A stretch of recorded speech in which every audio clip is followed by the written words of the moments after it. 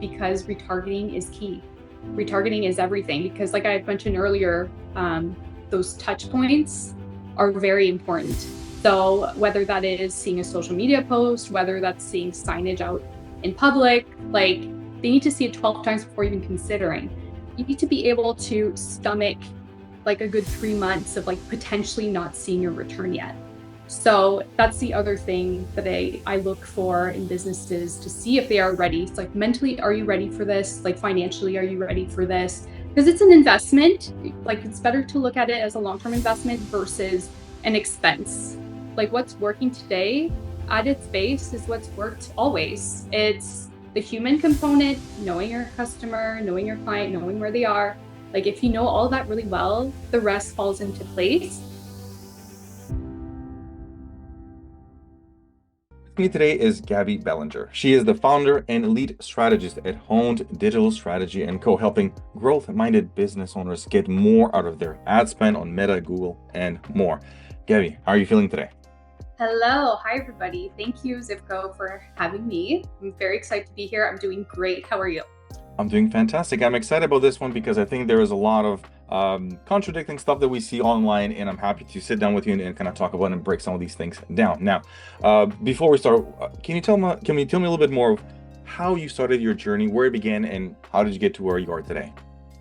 Yeah, so I guess we should go to the beginning of my career, straight out of university.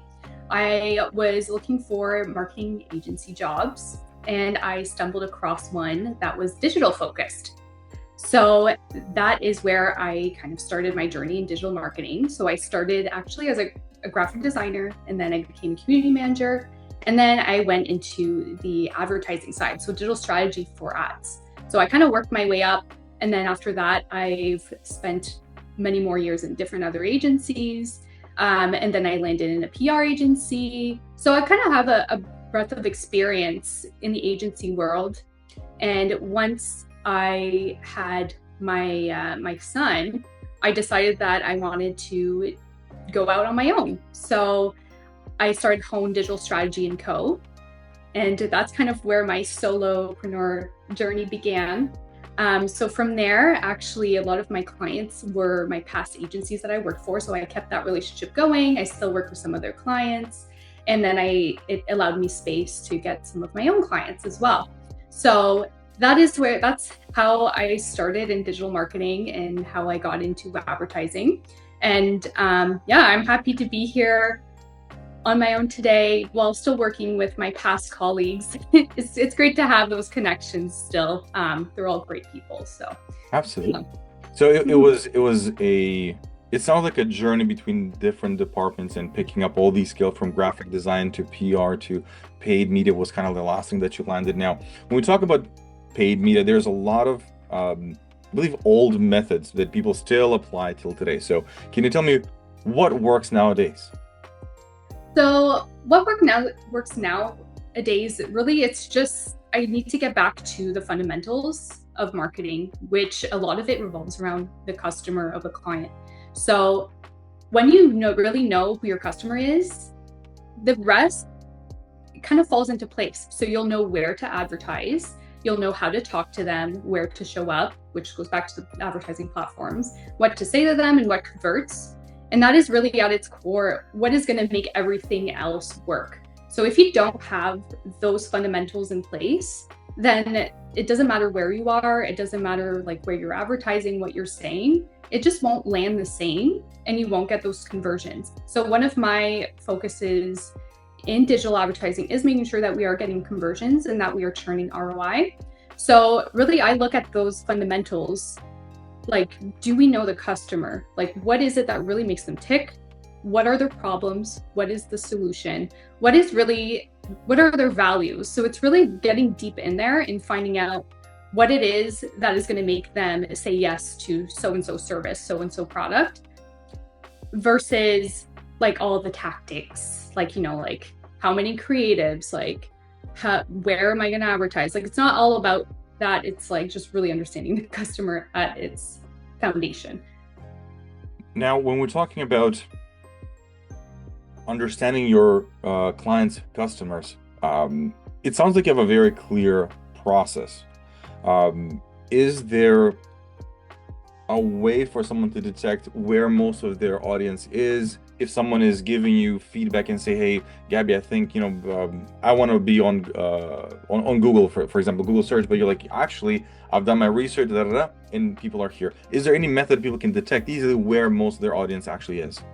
Yeah, absolutely. So data is a huge part of digital advertising as well. So looking into Google Analytics, looking into your platform analytics, so like Meta analytics, all of that. So if you're able to capture that, even if you have a CRM with analytic components, that is a really good one as well. And also like a really good source of information on your customers is talking to your sales reps. So the people that deal with the customers day in, day out, they are the ones that will have the messaging bits that are really going to be gold in your advertising. So speaking to people directly. Also, if a client comes to me and they're like, you know what, we don't have a lot of information on our clients, we want to dig deeper, you can do surveys that you send to a mass amount of clients, and then you can kind of take the data back and find some themes, or you can even do a focus group. The other thing too, there's social listening tools that you can leverage that kind of looks at the conversations online, and then it pulls back what the common themes are, what are people saying, what are their questions. And another tool that I really like to use is Answer the Public and Keyword Planner in Google Ads, just because it'll give you the search volume, like what are the prompts that people are using in AI, what are the common problems that people are having when it relates to whatever the client offers. So there's a lot of great tools out there to really get to know your customer. Right. And when we're looking at a lot of these approaches, let's say someone goes through the process, they've identified a bunch of their audience, they know where they are, and now they're saying, great, Gabby, we went with the first part. How would you know if someone is ready or not to run paid ads? So I look at a lot of different things. The first thing is your product and service turning sales already? So if you're an established business, sales are coming in and you got your processes in place, everything is ready to receive an influx of business, then that's great. That's great. Advertising is going to add fuel to the fire. If I have a client come over and request for my services, and they're actually brand new, maybe they're a startup or they just got a brand new business that they want to put out into the world, that is a little bit riskier because I don't have proof of demand yet. So I just look to see, do you have your marketing or your market research down path? Like, have you done all of that really important work before launching the business? Because like the last thing I want to do is run ads and then you don't see anything from it, and then you waste thousands of dollars in ad spend when the business is not, or the product offering is not proven yet. So sometimes I'll proceed with caution for those. But the other thing too is, does the company have substantial assets? So do you have photos? Do you have videos? Are you open to having some made? Because that's the whole thing too. Digital advertising, a lot of the times, especially when you're on Meta, when you're on TikTok, it's very visual. So if I don't have the right assets, it makes my job a lot easier, and it makes your investment a little bit poorer because you're not going to get the same returns as you would if you had beautiful photography or like videos showing the product, behind the scenes of the service, like just really showing all of that. So the assets are very important. The other thing too is having a growth mindset. So digital advertising is not always instantaneous. You're not always going to start seeing results right away. Sometimes it's a little bit of a process. So you need to be able to stomach like a good 3 months of like potentially not seeing your return yet. So that's the other thing that I look for in businesses to see if they are ready. It's like, mentally, are you ready for this? Like financially, are you ready for this? Because it's an investment. Like, it's better to look at it as a long-term investment versus an expense. If someone, now we're going to play devil's advocate here. Someone heard the story, they said, do this with me for 3 months, 90 days, they signed up and they saw nothing. What are some of the signs, early signs, middle, wherever that the client can detect this is a serious or a really good person to work with or a great agency versus they're not doing much, they're just kind of waiting for the 90 days to pass and it is what it is? So yeah, you definitely like if you're talking about like other agencies or other service providers, so you definitely want to look at what are they doing monthly for you? Are they doing any testing?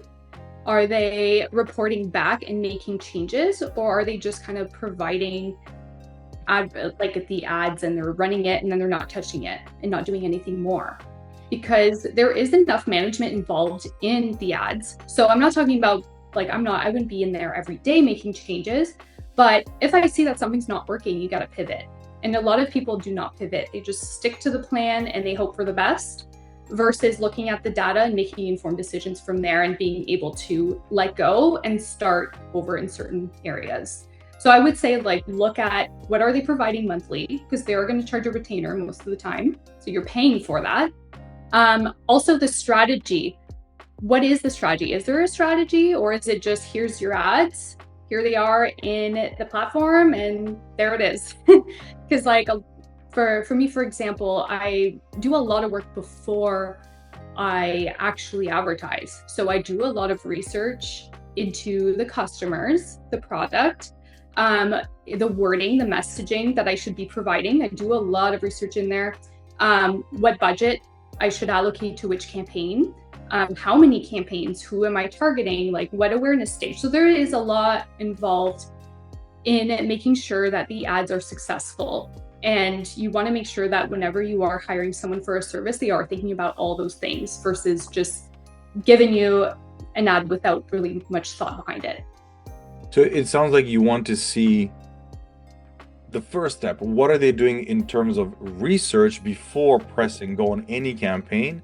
And then once you are already in the process, you want to look at the actual activities, not like daily, but if it's a pivot, are they happening? If things are not working, what are they telling you? How proactive they are in the process versus just sitting and collect paychecks at the end of the day. Yeah. And unfortunately, you do see quite a bit of that. Also you get what you pay for as well. That's another thing to keep in mind. Some people are a little bit hesitant to invest heavily in their ads. Sometimes they'll start a little cheaper, so they'll go with a service provider or an agency that offers those services, but for a lower price. Sometimes that it's they're just not being paid enough to do all of that as well. So it's just really, you got to see the value in hiring someone that does all the work and that really makes sure that you're seeing results versus just letting things coast. So that's another thing. Sometimes it's I can't even blame the agency, they're not being paid that much to do it. So they're not going to do all that, right? So it's just kind of, where do you want to invest your money and how? Sometimes the extra couple thousand a month will really pay dividends.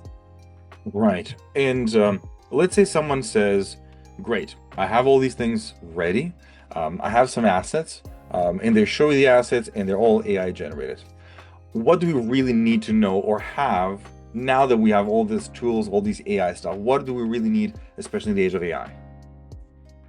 So while AI is a great tool, it definitely needs to be used with caution, because at the end of the day, marketing is very human and AI is not. So people are very smart nowadays as well. AI is kind of not at the point where it can often go undetected. It's not at that point yet. It's not for the common business owner, maybe some with a little bit more budget that can really get those tools that can get things to be very realistic. But for the most part, AI is just not there yet. And so is the knowledge in using it. So I would caution against using AI generated images and graphics, just because it's got a negative connotation right now. It's not authentic. We really want to have that human touch in our marketing, okay? So we want real images of people handling the product, people doing the service. We want to see the humans behind the operation.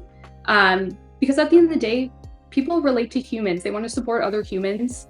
And why wouldn't you use that? That's one of your best assets. So you might as well put that at the forefront versus relying on AI. So if I was in that situation, I would highly recommend booking a photography and videography session if they can't do it in-house. That way we have enough assets to work with on long term. So like, you don't necessarily need a photography and videography set like every month. It could be quarterly, it could even be bi-yearly, as long as there's enough assets to work with to really churn a good ROI on your ads. Like, that is so worth it.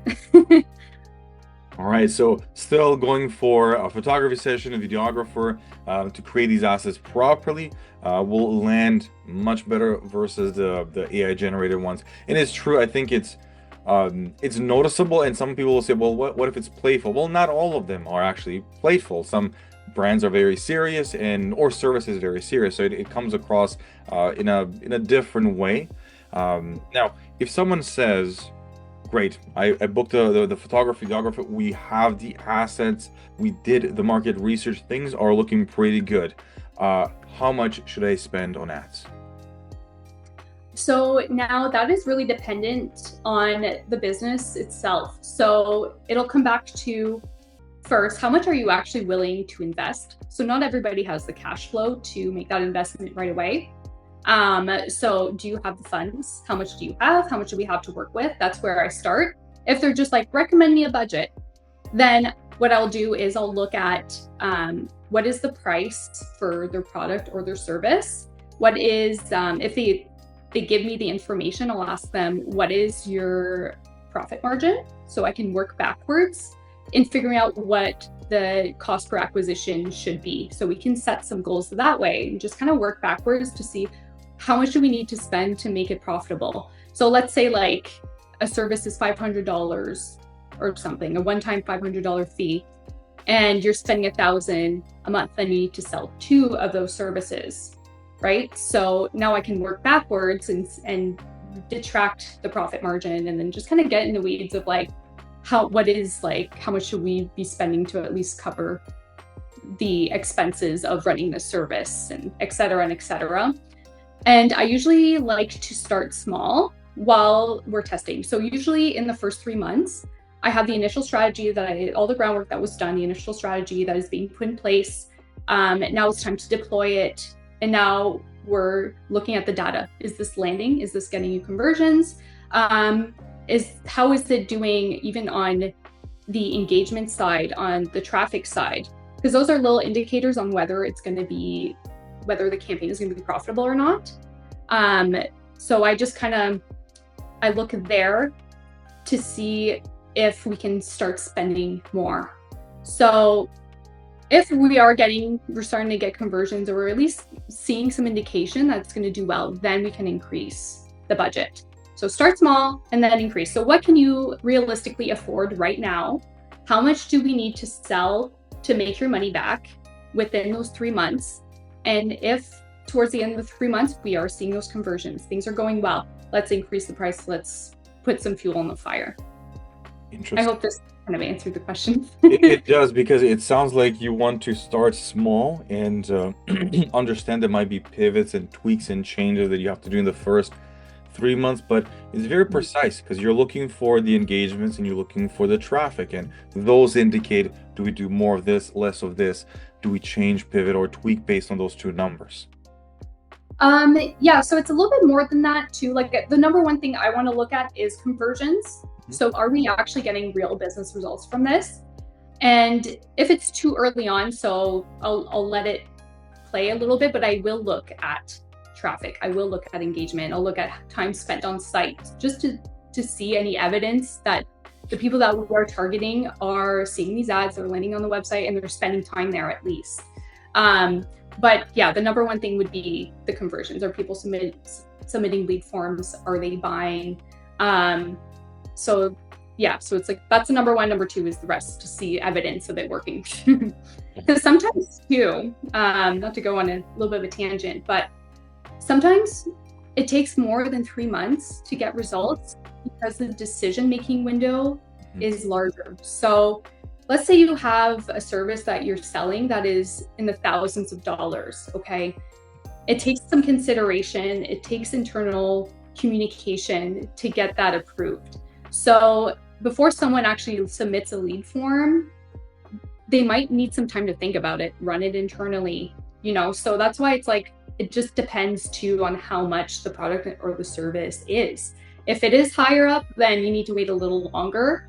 Not always, but just generally speaking, wait a little bit longer because it takes time for people to really go through that process. And the other thing too is it takes a lot of touch points for someone to take action. So that means the ad system that I put in place needs to target these people over and over again to the point where it is always top of mind and where they are seriously considering. So it's a whole process. It's like, there's a lot to it.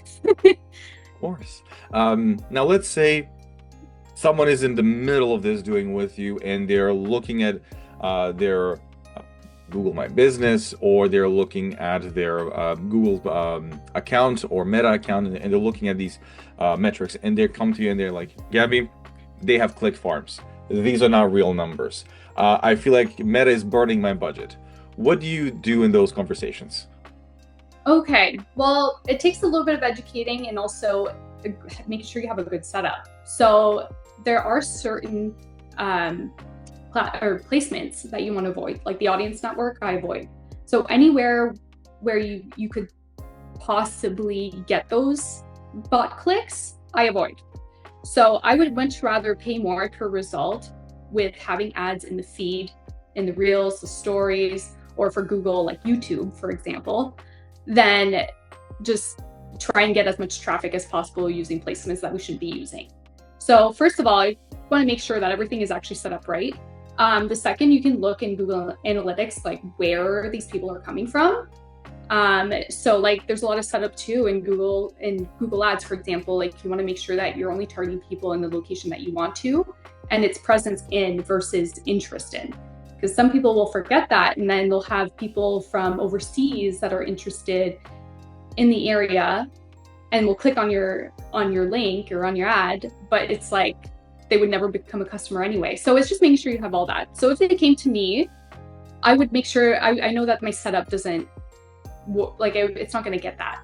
So I would just educate them in that. And I would also double check, because like people can make mistakes.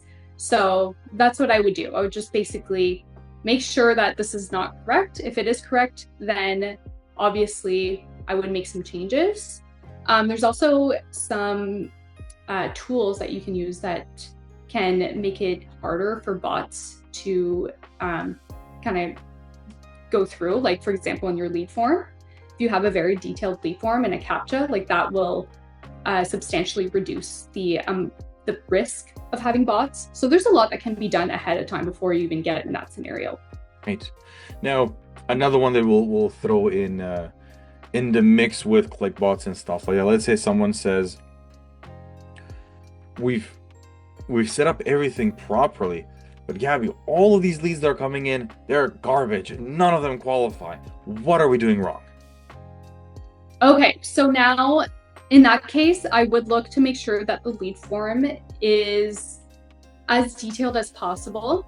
So it might seem counterintuitive that you would want a longer lead form, but if you need to add some qualifying questions in there, I would say go for it, because at the end of the day, you definitely want your leads that are coming in to be qualified, because the advertising platforms will optimize the campaigns to find more of those people.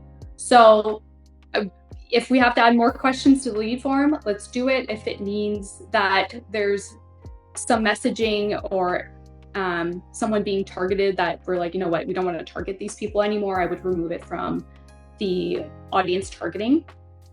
So there's like things like that can be done. But it's funny you mentioned that, because in the first 3 months, that conversation is always ongoing. So in the first month, they'll be like, okay, the leads that you received, were they good? Were they not? And then what I can do as well is create lookalike audiences of those leads that came in, and then remove them from the targeting. So we're like, okay, we don't want any more of those. Let's upload it to Meta, for example, create that lookalike. We'll make sure that we don't target those people. So, yeah.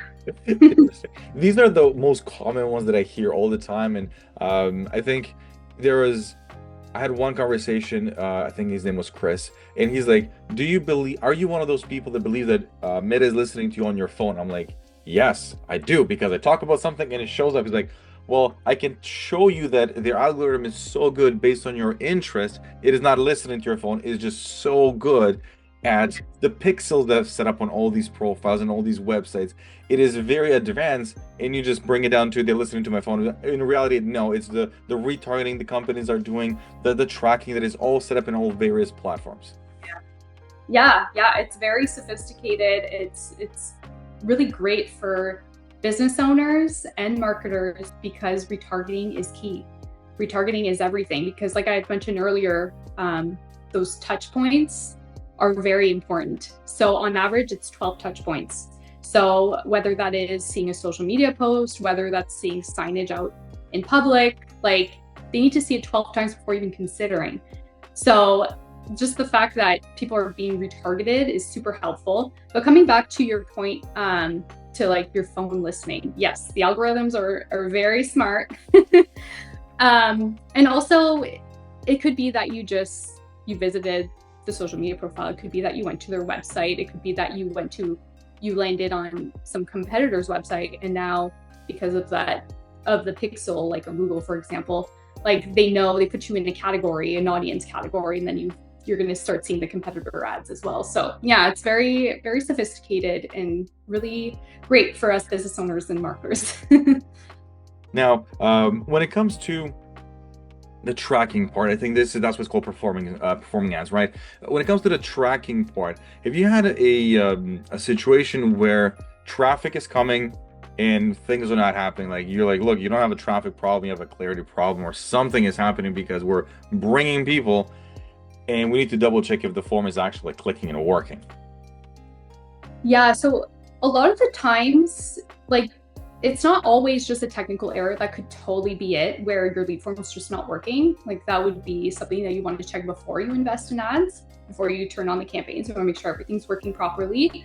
But a lot of the times I see this often where a service provider, someone that's running the ads for them, will optimize their campaigns for traffic and not for conversions. So that means, like Meta, for example, they know what people's user behavior is, and you're going to be grouped in to people that click on the website or people that convert. So if you optimize for a traffic campaign, they're going to send a bunch of people to your website. It doesn't necessarily mean that they are more likely to convert because they haven't shown that user behavior before. So I see that quite often where people are expecting the world from their traffic campaigns, and they're like, well, why am I not getting leads? Why am I not getting sales? It's because those people are not qualified. That's why, and you're also telling the platforms that you just want people to your website. You're not telling them that you want leads. You're not telling them that you want sales. So it's going to reserve that audience for people that are optimizing for leads and for sales. So I see that quite often, or even where the traffic targeting is just not it. It's too broad. It's not specific enough. It's not going to reach the right people. It's just going to reach a bunch of people and they're going to click and it's going to look great on a report, but it's not going to give you anything. It's not going to affect or impact your bottom line positively at the end of the day. Now, if you're looking at these numbers and you're looking at these metrics and things are going in the right direction, they're converting. What are the first platforms that you usually would advise on someone to start? What is the next expenditure? Do you even expand on multiple platforms? Do you expand within a platform? What is the strategy there? So a little bit of both. It depends on the client. And it depends on their budget as well. If they have the budget to do more than one platform, I will do it because there's a lot of benefit to being in multiple places. Coming back to the touch points, you want to be top of mind on every platform that they're on. So a lot of the times that will be Google and it will be Meta. It just depends. Sometimes it's even Kijiji. I've done Kijiji before. But yeah, so if they're starting smaller and they just want to see proof that it's working, then I'll usually start with the number one platform that makes the most sense for them. So if they're B2B, for example, that could be LinkedIn or that could be Google. Maybe not so much Meta, it just depends. So I kind of do that work beforehand. And it, like I said, depends on their budget, but that's where I like to start. Google is almost always a platform that I recommend just because of the user intent. There's a lot of low-hanging fruit there.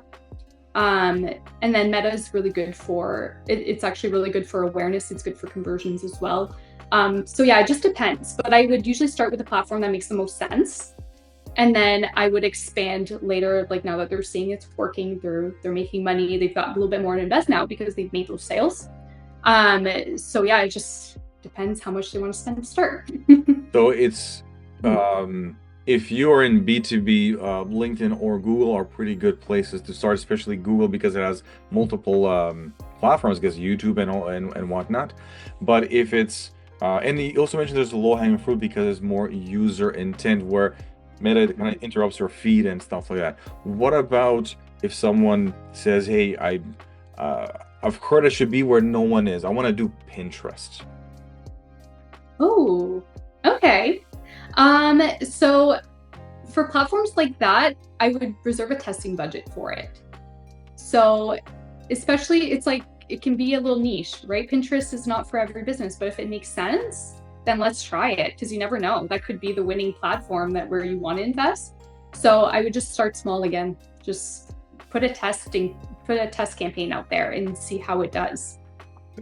And if someone goes through this process and starts generating sales and the performing of the ads is going in the right direction, it's past the 3 months or we're going into 6 months, is there maintenance mode or this never stops? You basically do tweaks because platforms and Andromeda or whatever changes. What is the process for someone says, I have a winning thing, how do I keep winning at this?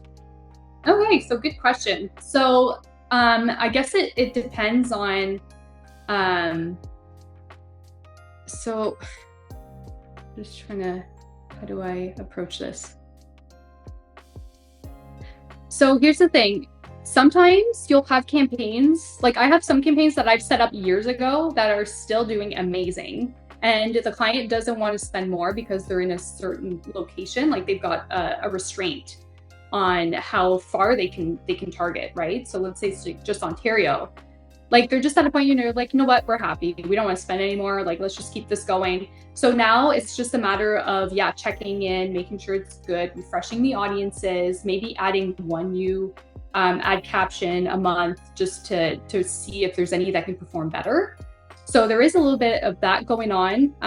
But if you're spending at scale, a lot of the times that's where there's a lot more maintenance happening or a lot more tweaking, because when you scale, sometimes it'll target more people, right? But sometimes it's not always the right fit. So, or sometimes it's like there's more people with different needs that still require that service. So you can add a new set of ads that tackle a different messaging point or a different pain point or something like that. So you just want to make sure that your campaign can actually support an ongoing larger ad spend.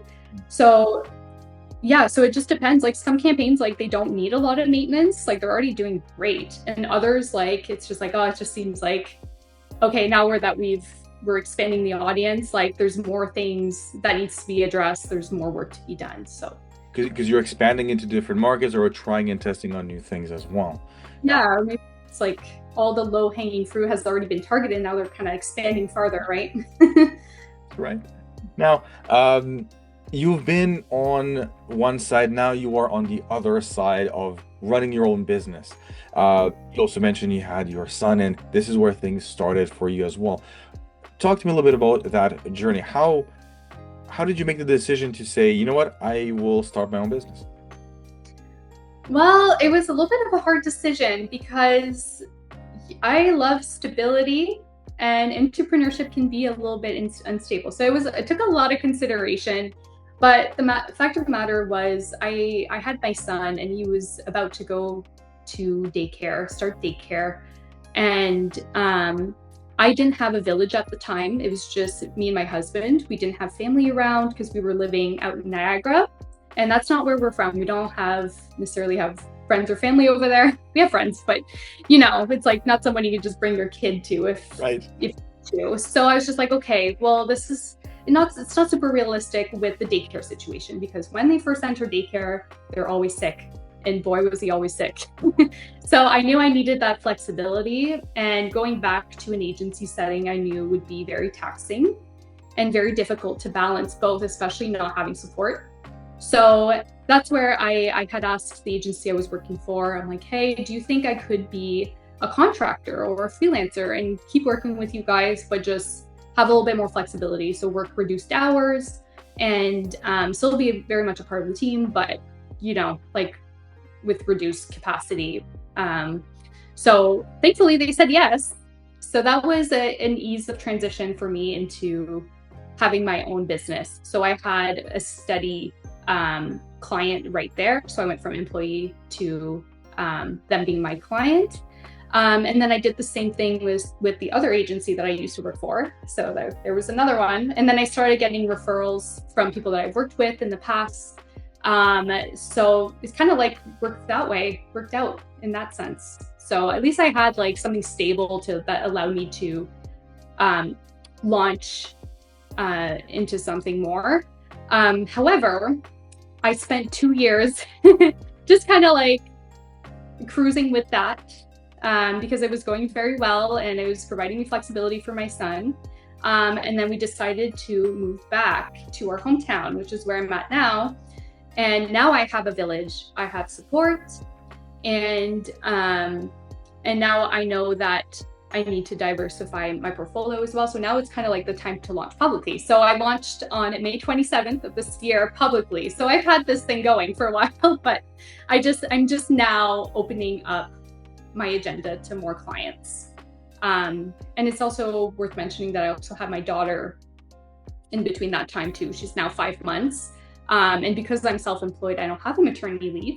So that's why I'm back a little earlier, but you know what, it gives me something to kind of like to do while I'm on a mat leave, like I'm trying to build my business while I'm on mat leave. It's not really mat leave, but Yes. So I have the time, which is nice. Now, you're going through this process where you're trying to adjust to the instability. That is the biggest thing that we all experience when we have our businesses. And when I started, my son was barely a year old. It was so chaotic because it was also the pandemic. So he was literally born and they shut down everything the next day. He's born 2020 March. So it was like ridiculous. Of that level of uncertainty. How did you start working with that? How do you navigate the day-to-day uncertainty? Well, I guess it's just making sure that your finances are in place. So when you're an entrepreneur and there are risks of instability, you want to make sure that you have money in savings to carry you through. And that's also like peace of mind at night, right? You're like, okay, well, it's not like I'm not getting paid tomorrow and it's like I'm screwed. At least there's time to, like get some more clients, get out there. And also, so making sure that you have that financial backing, also having support from a partner, even having support from a family member or family members in my case has been amazing. Like, like my daughter goes to her grandparents twice a week, and that allows me some time to do all my focus work, book my meetings, and then the rest of the time I'm working during her nap time. And my son goes to daycare. So that really helps in terms of like being able to do something about being in a period of instability, if that makes sense. At least there's support there, not doing it alone. So that's my unique case. I know some people are just out there and it's like, it's all or nothing, but yeah. Luckily I supported, so. I was going to say it's an interesting approach because you're looking for that help and support. And I did similar things because my parents live 5 minutes away. And when it was time to, I'm going to have a day of call after call, Zoomageddon. I'm like, this will be like 9 hours of just nonstop. There's nothing that I can do. They were here and I did ask for help all the time. In the beginning, I kind of felt guilty. And then I started looking back at myself. I'm like, no, I spent a lot of time with my grandparents. So this is fine. It's all right. We have to kind of do these things so that we can stabilize and see where we at. This is kind of how many clients I can handle. This is kind of what I can do. And we started kind of putting the pieces to the puzzle kind of in the same approach. Now, once you pass or kind of started to stabilize a little bit, you have support from your family, from your husband and everything. Did you start looking at your business organization? What are the stuff that you started looking at as a business owner? What am I doing operational? How do I do all these things? What are some of the stuff that you started learning there? Yeah, so now at that point, I was like, I need to figure out how I can successfully balance motherhood and business. So as you mentioned, like you would book a day and it's like, okay, this is my meetings day. So I do something similar where I have 2 days a week where I can have some pure focus time. The kids are taken care of, all is good. The other days I'm there. So that was the one thing. It's like, how can I actually do this? The second is I started looking at my business and being like, oh my gosh, I'm not operating like a business. I'm operating like a freelancer. So I need to change that. So that's something I'm actively working on. And the other thing too is, surprise, I don't have ads for myself. I am a digital advertising strategist and I don't even have ads for myself. So anyways, that's going to change. So I'm going to be using ads and also looking into other services like yours with LinkedIn outreach to try and build a pipeline. So that way, at least there's always someone in the pipeline and I don't need to be stuck where it's like, if a client leaves, I don't have a client.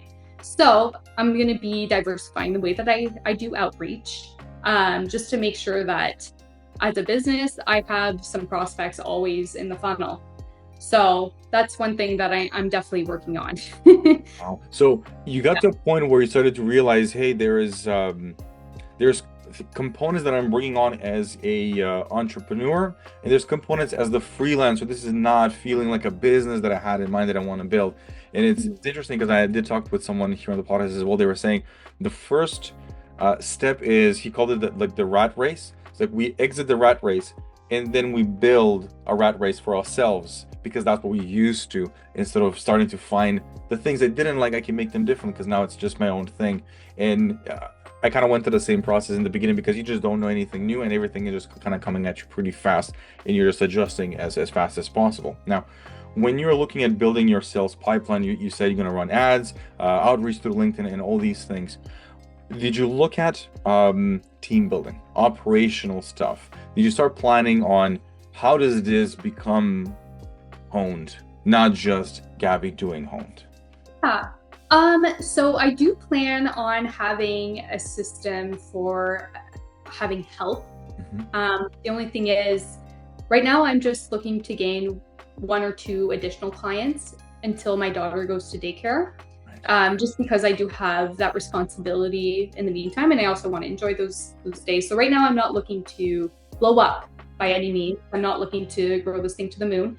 But once she's in daycare and I do have 5 days a week again, then I'm going to be looking into that. I'm going to be looking into scaling and either hiring freelancers or an employee. So I do want to grow this thing, just maybe not right now.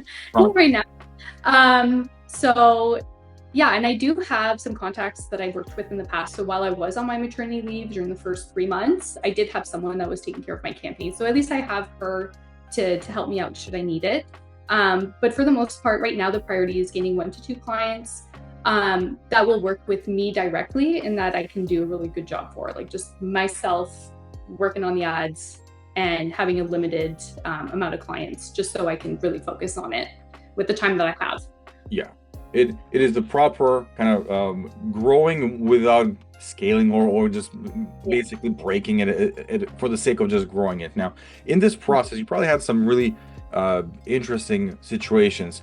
I remember I had some difficult choices that I had to make as a parent, where for my daughter, I was still working. There was no way for me to enjoy a bunch of the stuff that happened, where you mentioned I want to be present for my daughter until she goes to daycare. Have you had to make any tough choices between business and being a parent that you look back now like, yeah, that was a tough one? Well, at the end of the day, the business decision was the best decision for my family and I, just because the agency world can be very taxing, it can be demanding. Sometimes it's more than a 9 to 5.